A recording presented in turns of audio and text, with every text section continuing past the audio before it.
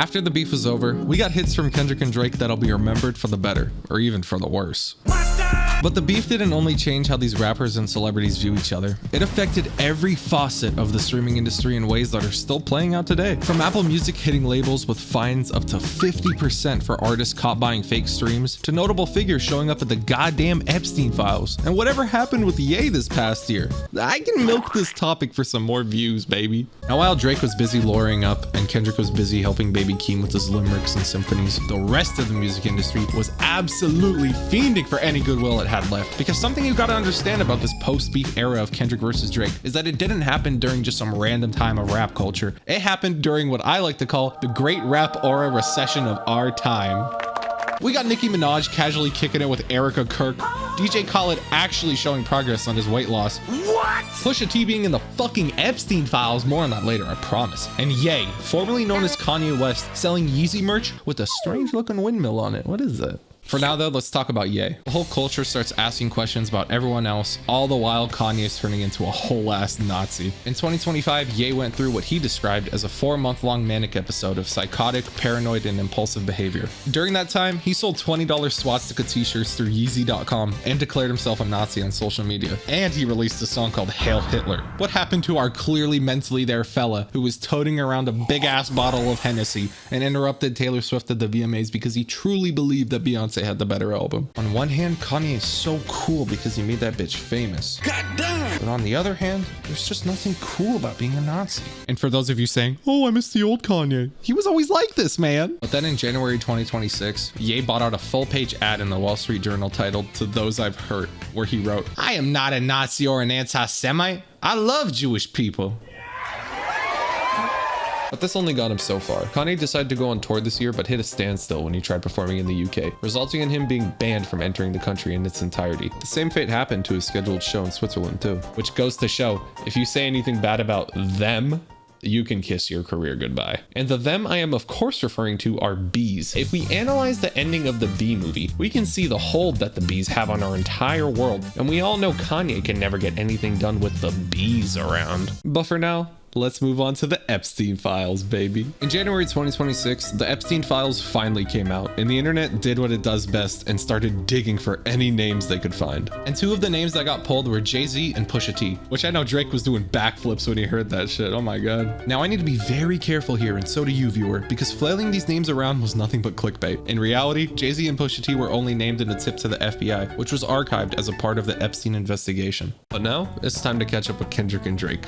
Well, mostly just Drake. All Kendrick's been doing is dancing. So back then, rap beef was simple. Artists would drop diss tracks, everyone decided a winner, or someone got shot and died. And that was that. But now, people care more about numbers and how many streams a song gets. But more specifically, it's that Drake cares. He cared so much that he launched his own investigation into Not Like Us by filing legal action against Spotify and UMG, claiming Kendrick was practicing payola, which is a term in the music industry for basically bribing someone to promote your track. Spotify pushed back on Drake's claims, and UMG, Drake's own fucking label, called the allegations offensive and untrue, which was a very corporate way of saying fuck off, pussy. But what this lawsuit actually ended up doing was making fans and streaming services go, maybe fake streams are a real problem. Not for Daddy Kendrick though. What? Papa Kendrick is fine. Kendrick will be alright. And don't get it twisted. Streaming fraud isn't a new thing. Just look at Taylor Swift. There is no way people are listening to that. But what was even messier was how Drake pulled out of this conflict. He withdrew his petitions against both Spotify and UMG in early 2025. And then the very next day, he announced that he was suing UMG for federal defamation, as if going after the numbers wasn't embarrassing enough. Up until now, Kendrick and Drake have both said their piece, but instead of the culture deciding the winner, it's a courtroom full of old farts listening to rap music, and whoever has the better legal team wins. Unless the judge were to throw the entire case out the fucking window, then more on that in a bit. Everyone in the music industry had to change their behavior, from streaming services tightening their fraud compliance, to artists hiding behind aliases just to upload AI music, to fans bashing platforms online, which just leads to more crackdowns, and now we gotta pay more for Spotify. Congratulations, asshole. Now I gotta cancel my Fortnite crew. But you know who doesn't pay for Fortnite crew? J. Cole, ladies and gentlemen. Give him a round of applause. Jermaine drove around in his stupid little Honda Civic selling copies of his new album, The Fall Off, out of his trunk. I am not making this up. Cole went to North Carolina A&T University and sold physical copies out of his trunk of his Honda Civic. This man has 6 consecutive #1 albums, 2 Grammys, and he is out there in a university parking lot like a bootleg at a flea market. The dedication he has to the bit is so fucking hilarious. But before he dropped the fall off, he dropped a surprise mixtape called Birthday Blizzard 26 in January. And on it, he finally addressed the beef aftermath with the bar, "I used to be top seed, apology dropped me, way out of the top 3, no problem, I'm probably my best when they doubt me." And that is undeniably true, J. Cole. Here I thought you were a humble fool on a bicycle, but you're actually a humble fool with a Honda Civic who's trapping with records on his feet. He even had to go to a fucking mechanic at some point. I really thought he was not like us. But he is. And back to the lawsuit situation. Because while Drake was filing paperwork and Jermaine was changing his oil, the streaming platforms were out there deliberating. Yeah, actually, fake streams are a massive industry-wide catastrophe and have been for years. Hey, yo, thanks for bringing it up, Drizzle. In regards to data, Apple Music demonetized 2 billion fraudulent streams in 2025, which the platform said accounted for $17 million in royalties that would have otherwise gone to real artists. 2 billion. 2 billion fraudulent streams. But here's the kicker. Apple Music introduced fraud penalties back in 2022 using a sliding scale starting at 5% and capped at 25%. But they've now doubled those penalties to a range from 10% to 50%. So if you end up committing streaming fraud worth $1 million, Apple is now hitting you up with a $500,000 fine on top of demonetizing all those fake streams. Apple's Vice President Oliver Schuster said that this is a zero-sum game and that increasing penalties takes the money from people who are cheating and puts it back into the system for those who aren't. He also said that most of Apple's competitors are really struggling with this, which is a very nice way of saying Spotify does not have their shit together. But they do got the better algorithm though. Speaking of bullshit, Deezer, the French streaming platform that literally no one fucking uses, is actually going harder than anyone on this. As of January of this year,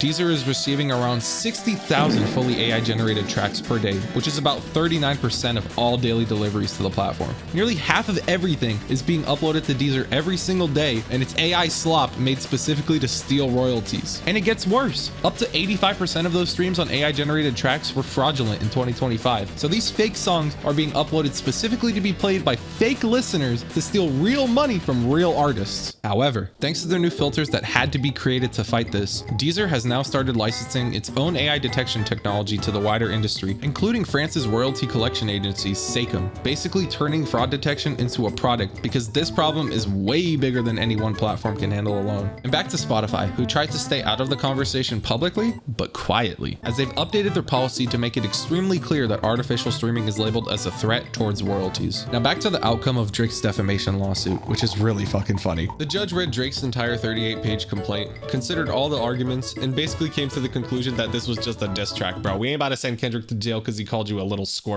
So the court threw the case out as diss tracks don't really have any concrete evidence to them. And in the eyes of the court, they probably just thought Drake was a moron for suing because his ass lost the beef. And also, why the fuck would Drake sue for defamation in the first place? Like, boy, you just ass gonna get investigated. I made a whole fucking video talking about how Drake is a groomer, but those were all just based on allegations. There was nothing really confirmed. So if any investigators want to look into why Drake was hanging around high school girls' basketball games, you can just stop yourself right there because he was doing nothing, I guess. UMG responded by saying the lawsuit was an insult to every artist and creative expression as a whole and should have never seen the light of day. But in the same breath, UMG reminded everyone that they look forward to continuing to work with Drake. Drake's team said that they intend to appeal this in court, but of course they do. And of course they did. Oh my fucking god, how long is it gonna take to make this video? In January 2026, Drake's lawyers finally released a response with 2 major arguments. One of them being that the dismissal of how a rule like diss tracks can never be actionable can exonerate an entire genre from defamation law. And the other argument being that only fans would know the true context of the rap beef. But most people who are listening to the songs aren't chronically online and watching a timeline video about it. But they were specifically mentioning the large audience that the Super Bowl garnered, which was over 130 million people who heard this rapping boy on stage say that another rapping boy likes him young. Which when you frame it like that, yeah,